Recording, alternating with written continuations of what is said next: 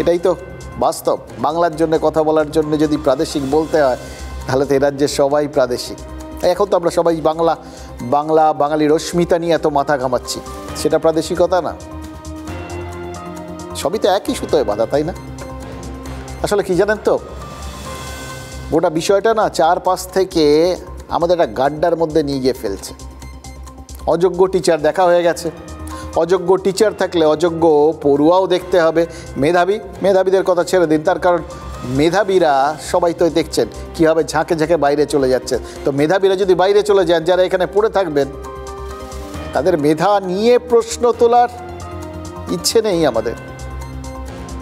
কিন্তু কিছু যারা নজর কাড়বেন না চটজলদি তাদের মধ্যে, তাদের মেধাটা যে কী ধরনের মেধা, অন্য ধরনের মেধা, সেটা নিয়েও কোনো সংশয় নেই।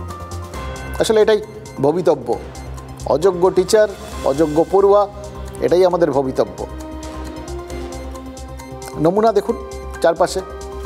যে সমাজে একজন শিক্ষককেও আজকাল বাঁকা নজরে দেখার মতো পরিস্থিতির সৃষ্টি হয়েছে, সেই সমাজে তো মন্দিরের মতো ভবিষ্যৎই তৈরি হবে।